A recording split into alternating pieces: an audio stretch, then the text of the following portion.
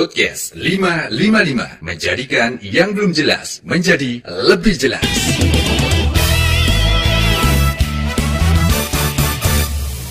Selamat pagi para pendengar setia LPR Radio Magetan Indah dan pemirsa channel YouTube Diskominfo Kabupaten Magetan. Pada pagi hari ini bareng Mita, dan saat ini Mita nggak sendiri ya para pendengar dan pemirsa.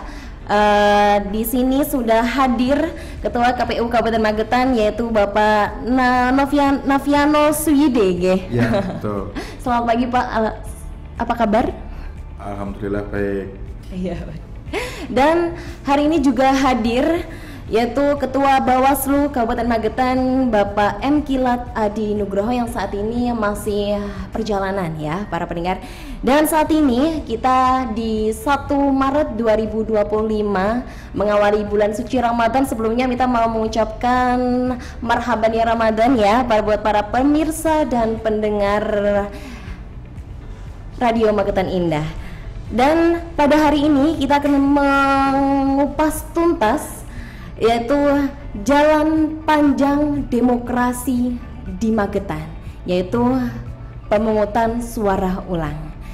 Dan langsung saja saya mau mengobrol-ngobrol dan bertanya-tanya lebih dalam kembali ya mengenai pemungutan suara ulang ini di Magetan dan satu-satunya PSU yang ada di Jawa Timur.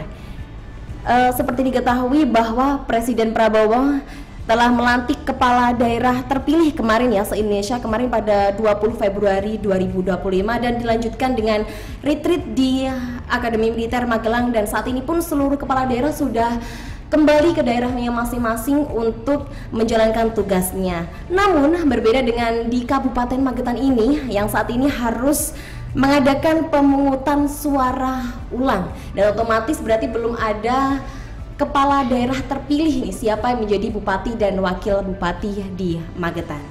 Dan MK melalui sidang putusan atas perselisihan hasil PHPU pada Senin kemarin 24 September, MK memerintahkan agar dilaksanakan PSU di 4 TPS, betul ya Pak? Nah itu di TPS mana saja ya Pak untuk PSU? Ya, jadi sesuai dengan amar putusan MK itu memerintahkan kepada KPU Magetan khususnya untuk melakukan pemungutan suara ulang di 4 TPS, yaitu TPS 1 dan TPS 4 Desa Kinandang, Kecamatan Bendo, kemudian TPS 1 Desa Nguri, Kecamatan Lembean, dan TPS 9 Desa Silotinatah, Kecamatan Ngariboyo. Iya. Dan tanggapan dari KPU sendiri mengenai putusan MK kemarin itu seperti apa? Ya, karena itu sudah menjadi amar putusan MK, maka kami akan siap untuk menyelenggarakan pemungutan suara ulang. Dan apalagi kan ini Pak, keputusan MK itu maksimal kan 30 hari setelah ditetapkan ya Pak ya untuk pelaksanaan PSU. Apalagi ini kan bulan Ramadan Pak, apakah menjadi salah satu hambatan untuk pelaksanaan PSU?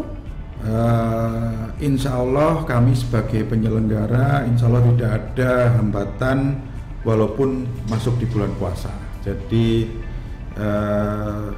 semoga di bulan puasa ini walaupun kita PSU menjadi amal ibadah kita semuanya, seperti itu. Dan untuk tahapan sendiri Pak, tahapannya untuk pelaksanaan PSU di Magetan ini seperti apa?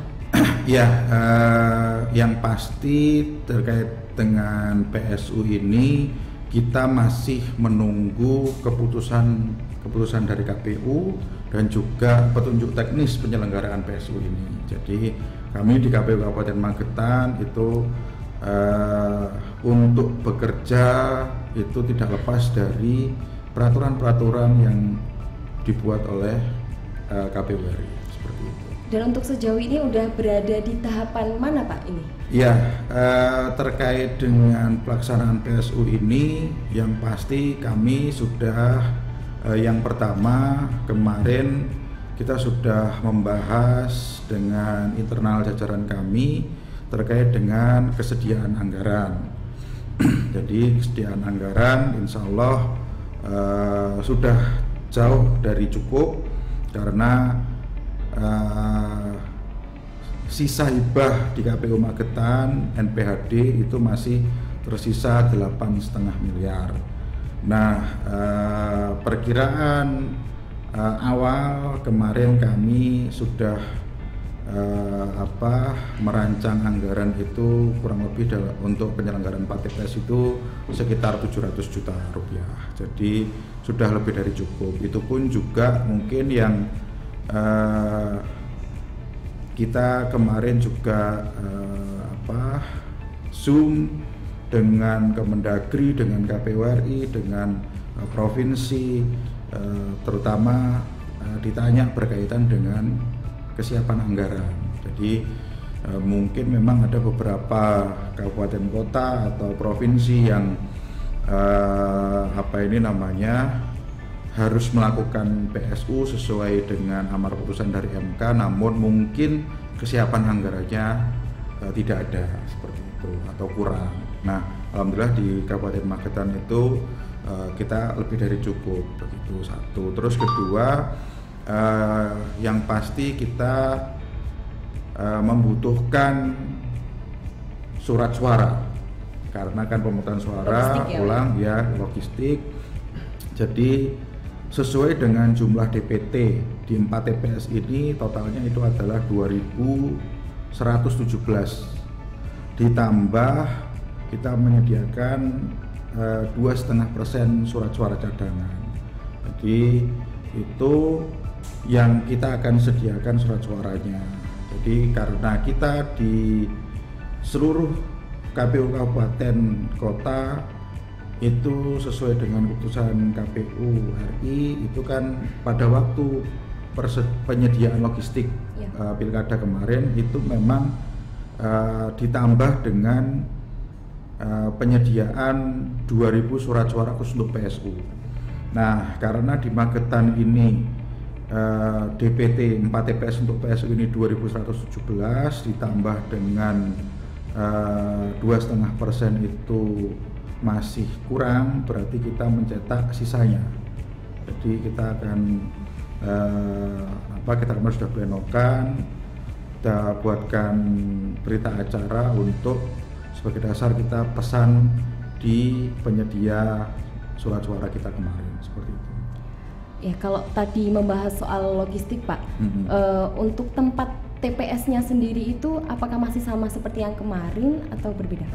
Terkait dengan lokasi TPS, kita nanti kemarin kita sempat sudah koordinasi dengan Pak PJ Bupati, dengan Pak Kapolres dan juga Pak Dandim, itu kan kita juga karena diperintahkan oleh KPU provinsi dan KPU RI untuk melakukan koordinasi, maka kita kemarin ada suatu kesepahaman bahwa kita nanti akan meninjau kembali untuk sebelum kita menetapkan tempat lokasi TPS-nya. Satu, karena semua mata akan tertuju pada PSU kita yang hanya 4 titik itu, maka secara tempat juga harus istilahnya lebih luas, kemudian mudah dijangkau dan istilahnya akses kendaraan bisa masuk begitu. Ya. Kalau tadi udah mengenai lokasi TPS, untuk panitia penyelenggaranya tersendiri seperti apa Pak? Apa akan ada badan ad hoc kembali atau seperti apa? Ya, jadi lagi-lagi memang kita masih menunggu keputusan dari KPU, juga petunjuk teknis. Namun kemarin memang kalau kita membaca PKPU-nya itu terkait dengan PSU ini, kita nanti akan melakukan evaluasi kepada badan ad hoc yang kemarin. Nah, apabila dalam evaluasi tersebut nantinya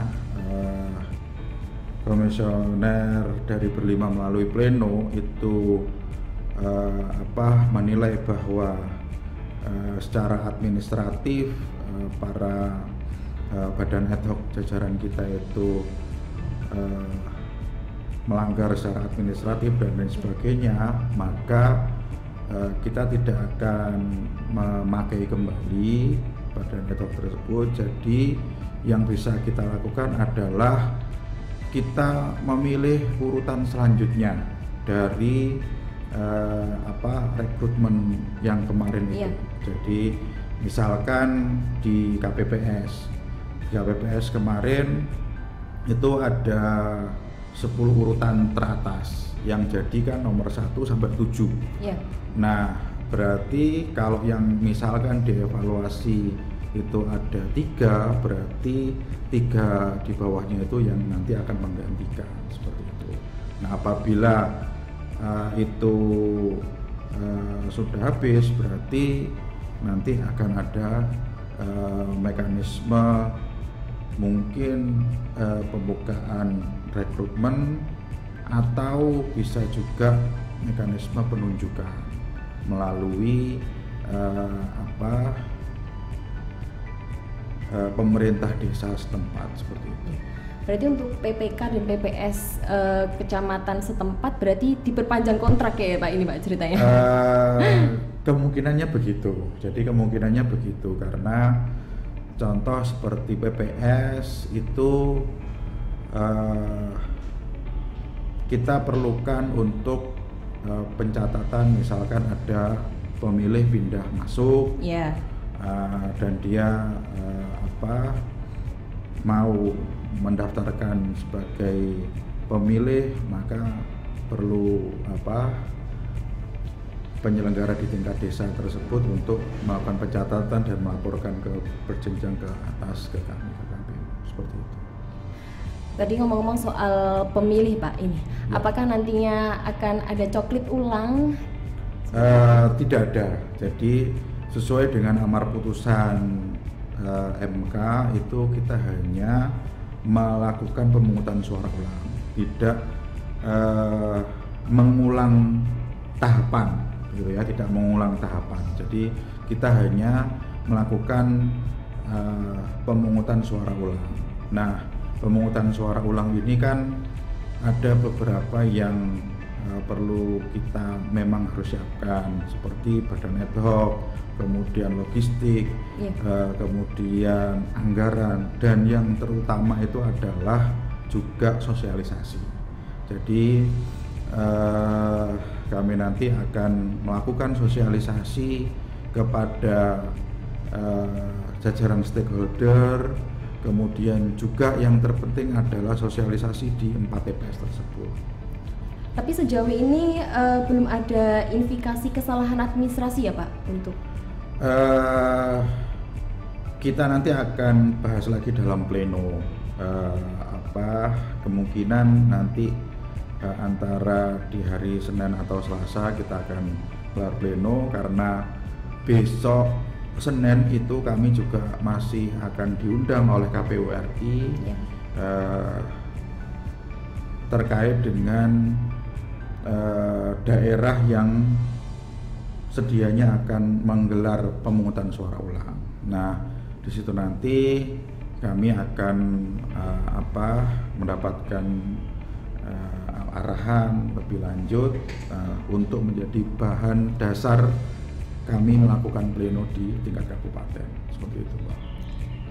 Baik, Pak. Terima kasih. Untuk pelaksanaan sendiri, mungkin ini masyarakat juga banyak banget bertanya-tanya kapan sih PSU ini akan terlaksana, apakah, dan ini banyak beredar juga di media sosial ya Pak ya tentunya, bahwa PSU ini katanya dilaksanakan tanggal 26 Maret, itu betul atau salah sih Pak? Ya, saya bisa konfirmasi bahwa terkait dengan penyelenggaraan PSU itu per hari ini di 1 Maret itu belum kami putuskan. Cuman kami kemarin memang sudah membahas di dalam pleno rentang waktunya. Jadi rentang waktu yang kami rencanakan itu antara minggu ketiga dan minggu keempat. Nah, terkait dengan tanggalnya itu masih belum, karena kami juga masih sejatinya itu masih menunggu jadwal tahapan melalui keputusan KPU seperti itu. Berarti untuk kabar 26 itu seharusnya kan maksimalnya Oh, iya. maksimal, tapi kami kemarin juga sudah meminta masukan dari Pak Kapolres, Pak Dandim, Pak PJ. Itu kan setelah proses pemungutan suara ulang itu kan masih ada beberapa tahapan yang harus kita lalui. Kalau tanggal kita pepetkan di terakhir itu nggak mungkin, karena kan setelah ini kan Lebaran gitu. Iya, betul sekali. Ada cuti bersama dan lain sebagainya. Jadi kemungkinan besar kami kemarin semoga selaras dengan nanti jadwal tahapan yang akan keluar atau petunjuk yang akan keluar selanjutnya itu kita sepertinya akan menggelar di minggu ketiga.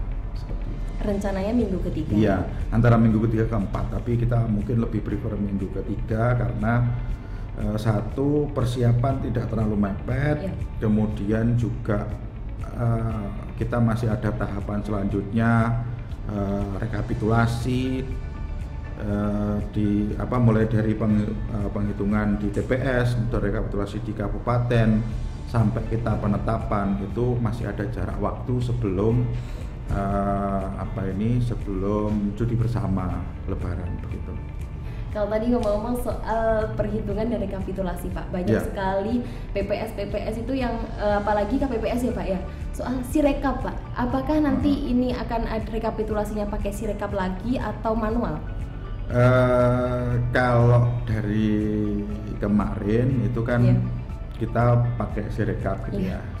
Memang sirekap ini dibuat oleh KPU RI itu untuk sebagai alat juga untuk istilahnya jejak digital, kemudian bisa diakses oleh publik, jadi transparansinya itu jelas di situ. Nah,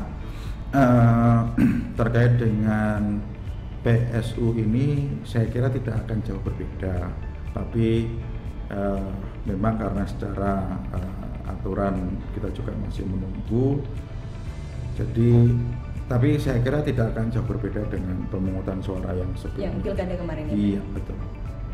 Kalau PSU ini apakah sifatnya final atau mungkin nanti ada kemungkinan potensi sengketa kembali atau seperti apa Pak? Ya,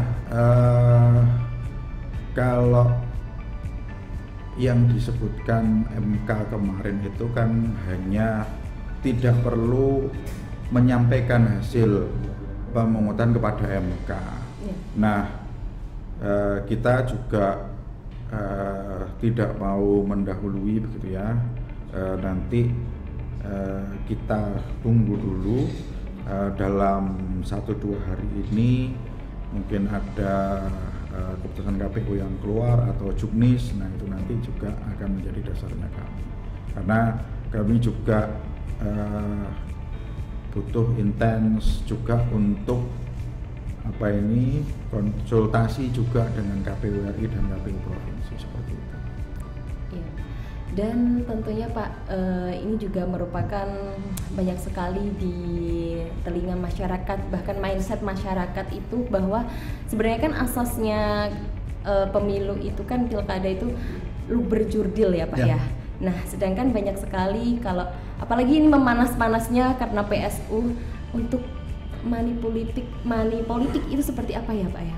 Mungkin banyak sekali kalau gak dikasih uang gak nyoblos wes kan. Gimana Pak itu sebenarnya? Jadi terkait dengan kami ngomongnya itu adalah partisipasi masyarakat dalam pemilihan. Nah, sebisa mungkin kami nanti akan memaksimalkan sosialisasi kepada pemilih di 4 TPS tersebut. Nah, itu adalah upaya kami untuk mendongkrak partisipasi masyarakat. Nah, terkait dengan mungkin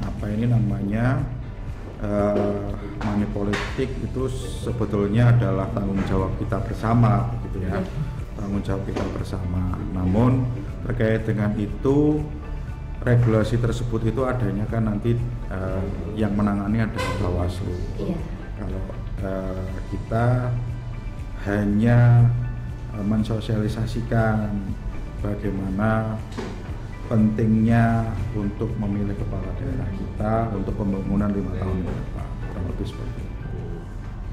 Kalau tadi Bapaknya bilang hal tersebut nanti ditangani oleh Bawaslu, jadi sejenak ya para pemirsa, kita break terlebih dahulu. Kita akan mendatangkan Bawaslu Kabupaten Magetan setelah ini. Kembali lagi di podcast 55 ya, menjadikan yang belum jelas menjadi lebih jelas. Baik pemirsa, pada pagi hari ini saya udah nggak sendiri lagi, udah nggak berdua lagi ya pemirsa, karena hari ini udah hadir juga Ketua Bawaslu Kabupaten Magetan, yaitu Bapak M. Kilat Adi Nugroho. Selamat pagi Pak. Halo, selamat pagi semuanya sahabat Kominfo. Gimana kabarnya Pak puasa hari ini Pak? Alhamdulillah hingga saat ini masih lancar. Masih puasa ya. Pak, ini tadi saya sudah berbincang-bincang banyak dengan Pak Naviano, Ketua KPU Kabupaten Magetan ya, pada pagi hari ini mengenai pemungutan suara ulang di Kabupaten Magetan. Nah, sekarang ganti Bapak ini Pak sasarannya. Untuk saya pengen mengerti dan pemirsa juga biar tahu, kan ini akan adanya PSU di Kabupaten Magetan. Saya pengen ngerti bagaimana tanggapan dari Bawaslu. Yang jelas dengan adanya PSU ini sebenarnya menandakan kerja-kerja profesional penyelenggara. Artinya ketika ada dugaan pelanggaran, kita juga melancarkan rekomendasi pelanggaran seperti itu, Mbak. Dan untuk penyelenggaraan nanti PSU, kita tentunya akan terus berkoordinasi dengan teman kita di KPU bagaimana teknis dan jadwalnya agar nanti kedepannya pelaksanaan PSU nanti semakin lebih baik lah, artinya seperti itu Mbak. Dan juga nanti tentunya kita mendorong teman-teman KPU agar nanti pelaksanaannya dimungkinkan, mungkin memang di situ di PKPU berbunyi itu boleh hari libur, hari kerja dan di liburan gitu ya Mas, diliburkan. Nah, cuman kita memprioritaskan mungkin jadi pertimbangan teman-teman KPU jika itu dilaksanakan pada hari libur, agar apa? Untuk menjaga hak konstitusional warga negara Indonesia yang berada di Kabupaten Magetan. Jadi masyarakat yang bekerja mungkin di luar daerah Magetan bisa menggunakan hak pilihnya tanpa terhalang izin ataupun apapun itu Mbak. Terus upaya dari Bawaslu sendiri Pak untuk PSU ini seperti apa? Ya tentunya kita selain upaya penindakan seperti kemarin ya, penanganan pelanggaran, kita juga ada mitigasi, upaya pencegahan. Kita sudah juga memberikan imbauan kepada kawan KPU, artinya itu saling mengingatkan lah, bentuk sinergi kita dengan KPU, apalagi ini hajat negara, dan juga kita melakukan pemetaan di lapangan, mungkin hal-hal krusial apa nanti yang terjadi, salah satunya mencegah praktek-praktek money politik, mobilisasi massa dan lain sebagainya itu Mbak. Kita melakukan mitigasi, berkoordinasi dengan seluruh pihak, utamanya juga KPU sebagai mitra strategis kita dalam perhelatan ini Mbak. Ya, kalau tadi Bapaknya bilang mengenai money politik, ini merupakan hal yang bikin heboh di masyarakat juga sih Pak, soal money politik, karena biasanya itu ini masyarakat awam aja ya Pak ya, banyak yang nggak mau nyoblos kalau nggak ada uangnya Pak. Itu gimana ya Pak ya dari Bawaslu untuk menyikapi hal-hal tersebut? Bicara money politik itu entah dimulai dari mana, sebenarnya itu PR kita bersama Mbak. Artinya ini kita harus membangun kesadaran masyarakat juga pentingnya melakukan perhelatan pesta demokrasi ini dengan bersih lah. Bersih artinya tidak ada dorongan dari pihak manapun dengan suatu imbalan, dan itu nanti lebih sesuai dengan hati nuraninya seperti apa gitu Mbak. Nah itu dibutuhkan mungkin edukasi kepada masyarakat dan juga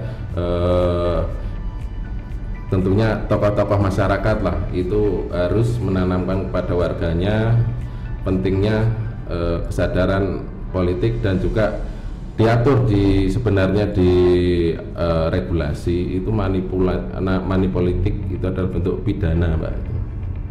Ya, kalau saya juga baca-baca di media sosial nih Mbak ya, ada namanya itu potensi jual beli suara yang besar, mana yang dari paslon mana yang besar-besaran gitu loh Pak. Itu seperti apa tanggapan dari Bawaslu sendiri? Jual beli suara paslon. Jual beli suara yang besar, jadi kayak yang besar-besaran gitu Pak. Maksudnya gimana ya? Paslon mana?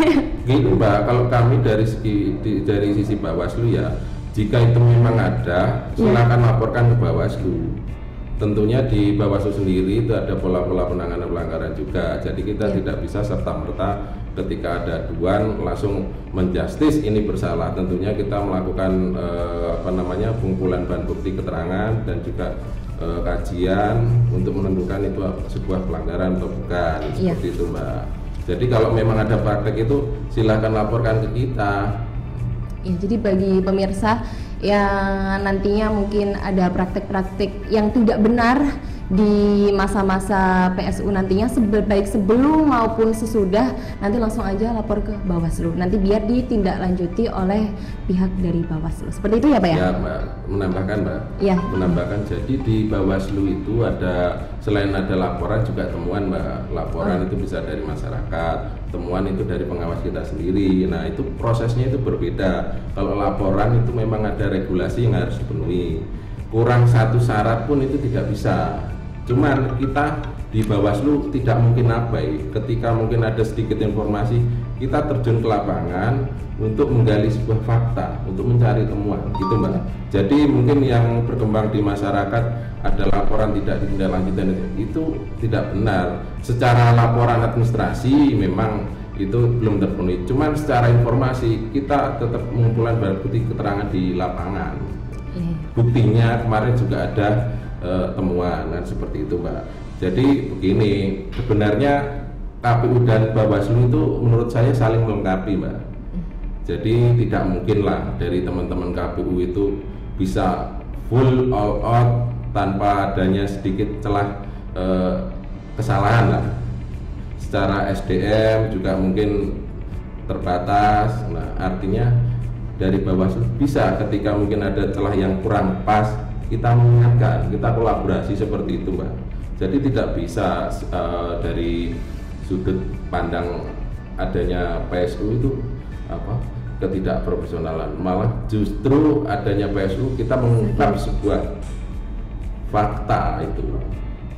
Nggak mungkin misalnya belum tentu yang tidak PSU itu tidak ada pelanggaran, belum tentu Mbak. Nah, malah kan ini malah mengungkap sebuah fakta seperti itu. Kalau bagaimana mitigasi dari Bawaslu terkait untuk pelanggaran-pelanggaran tersebut? Ya kita itu tadi Mbak, kita melakukan pemetaan, melakukan koordinasi, edukasi, seperti itu. Dan kalau tadi sudah mengenai money politik, nah bagaimana Pak untuk dari KPU, dari pihak KPU untuk mengajak partisipasi masyarakat, apalagi di 4 TPS tersebut untuk mencoblos di PSU ini? Ya, jadi seperti yang tadi saya sampaikan, kita nanti akan melakukan sosialisasi. Jadi sosialisasi dengan stakeholder terkait. Kemudian yang paling utama kita akan melakukan sosialisasi ke 4 TPS tersebut. Jadi harapan kami mungkin sosialisasi tersebut tidak 100% sesuai dengan jumlah DPT-nya ya, tapi dengan sosialisasi itu bisa infonya berjenjang ke keluarga, ke tetangga dan sebagainya. Juga kami nanti akan mungkin alat peraga sosialisasi yang kami juga akan galakkan di 4 TPS tersebut, baik itu berupa banner, kemudian kemudian leaflet dan lain sebagainya untuk mensosialisasikan kepada masyarakat di 4 TPS tersebut untuk nanti bisa ikut serta memilih kembali calon kepala daerah sesuai dengan pilihan mereka seperti itu. Apakah nantinya juga ada masa kampanye juga, Pak? Nggak ada karena amar putusannya hanya pemungutan suara ulang, jadi tidak ada tahapan itu. Iya. Jadi kalau apalagi saat ini kan karena selisih suara itu kan sangat kecil ya Pak ya di antara 3 paslon tersebut.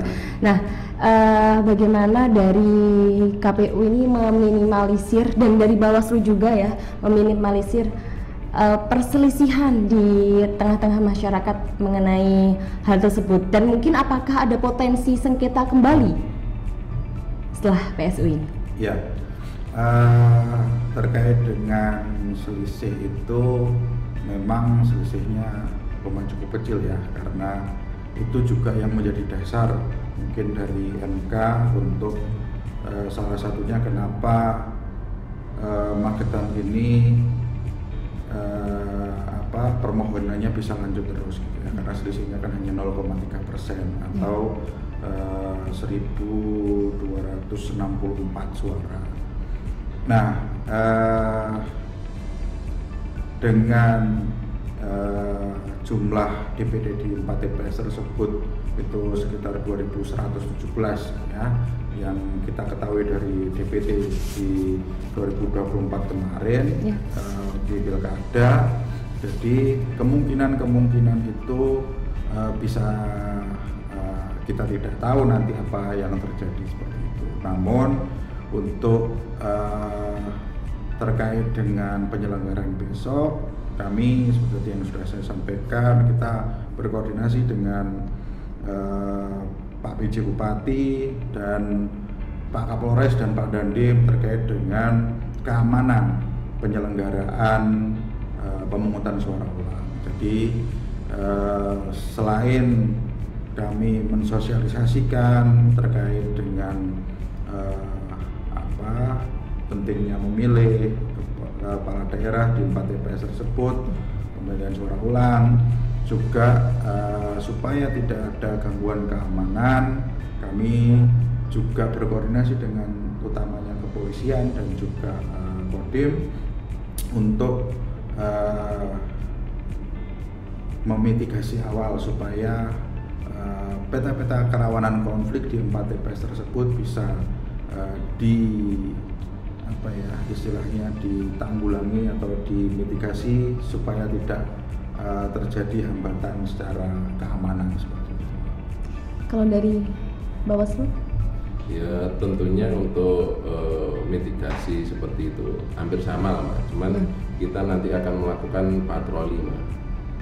Patroli bersama rekan-rekan di Bawaslu kan ada Gakumdu, dan juga nanti mungkin melibatkan teman-teman di wilayah lah. Di wilayah kan juga ada Polsek, ada Koramil itu seperti itu.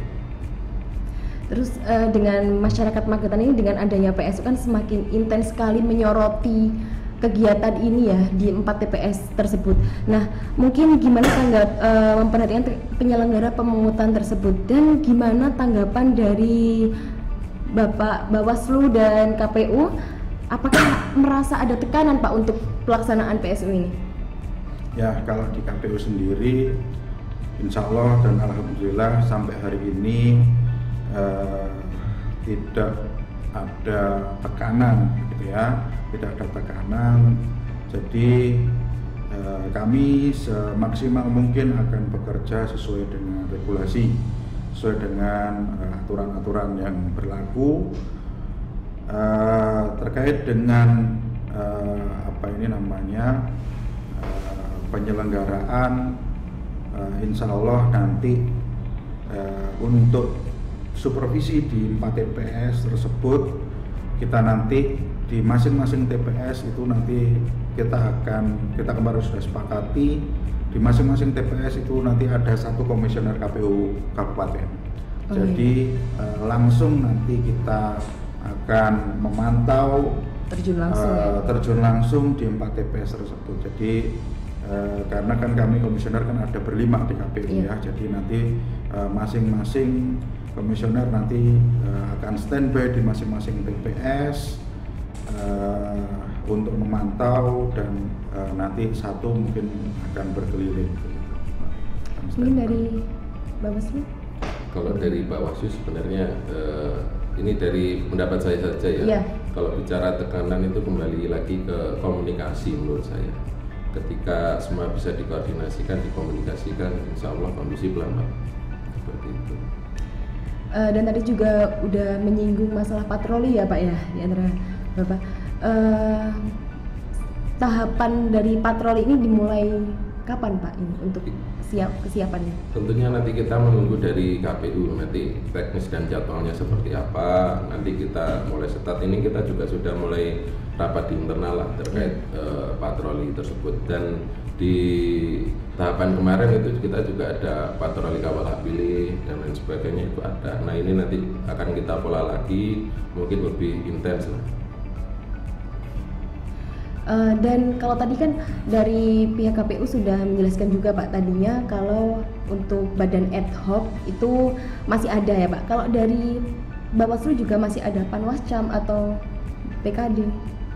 Ya tentunya untuk ad hoc kita juga menunggu dari pusat dulu Mbak seperti apa. Yang jelas itu nanti kemungkinan hampir sama dengan KPU. Teknisnya seperti apa kurang lebihnya sama, nggak mungkin nanti kalau ketika KPU ada Bawaslu tidak ada gitu. Oh iya.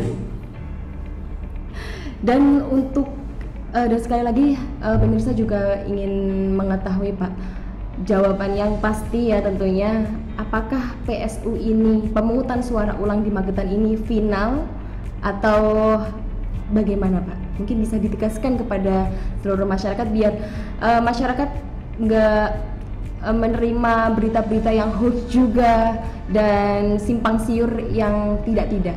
Mungkin dari KPU terlebih dahulu. Ya, kalau terkait dengan PSU ini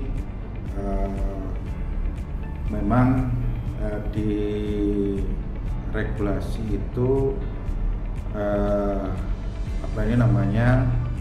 kemarin sesuai amar putusan MK itu bukan di regulasi ya, sesuai amar putusan MK kemarin itu kan hanya berbunyi tidak perlu melaporkan kembali kepada MK, gitu ya.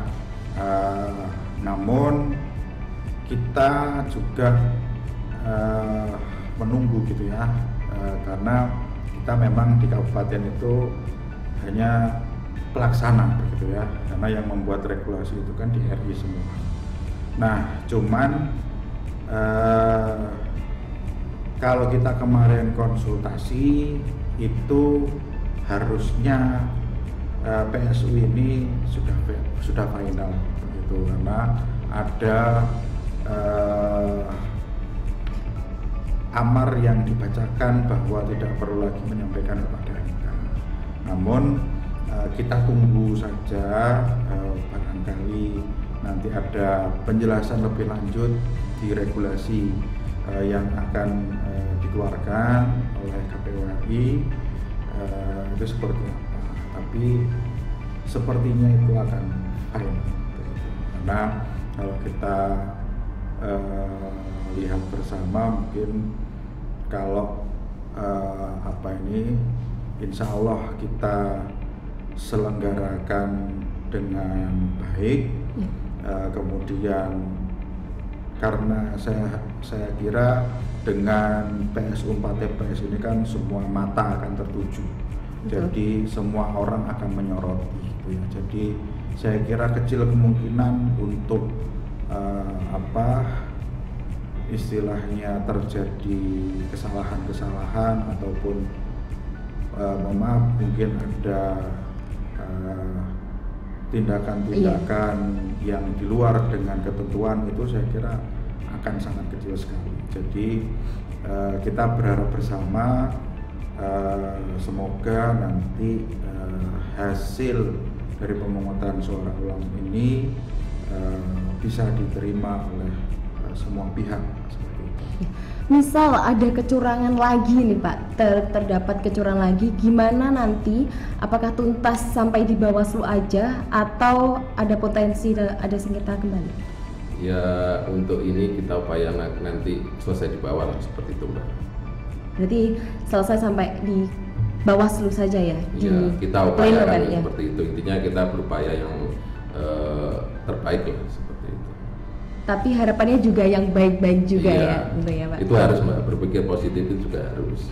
Dan mungkin sedikit meluruskan saja ya, mungkin isu-isu yang berkembang juga di masyarakat, mungkin ada opini yang bilang katanya Bawaslu, KPU itu abai seperti itu. Salah satunya seperti yang di Selotinata ada pemilih yang tidak diberikan hak pilihnya dan sebagainya. Sebenarnya kita itu sudah dari Bawaslu itu sudah melakukan penanganan pelanggaran. Kita juga sudah melakukan rekomendasi pelanggaran administrasi, juga kita sudah sampaikan ke KPU. Nah seperti itu. Kalau yang bicara itu ya mohon maaf, pengamat lah, itu sah-sah saja bicara seperti apa. Toh mereka juga tidak tahu data sebenarnya seperti itu. Juga belum pernah di MK gitu saja.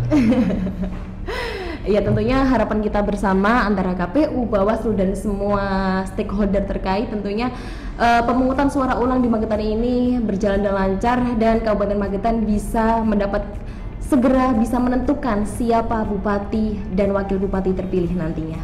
Begitu ya Pak? Amin, amin. Kita berdoa bersama semoga PSU di 4 TPS besok lancar, sesuai dengan harapan semua pihak dan semua pihak legowo menerima hasil pilihan dari masyarakat kita, terutama karena penentuan ini ada di 4 TPS tersebut. Berarti kita berdoa bersama semoga besok lancar, aman, kondusif dan semuanya bisa menerima hasil pilihan dari rakyat Magetan seperti itu. Ya. Kalau closing statement dari Ketua Bawaslu, silakan. Jadikan Pancasila sebagai landasan untuk berpikir dan berpijak. Jadi momentum ini mari kita jadikan untuk mengaktualisasikan nilai-nilai Pancasila. Salah satunya mewujudkan pemilihan serentak atau PSU yang jujur, adil dan damai seperti itu Mbak. Ya.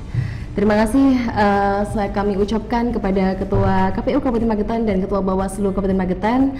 Dan sekarang mau pamit undur diri dari podcast 555 menjadikan yang belum jelas menjadi lebih jelas.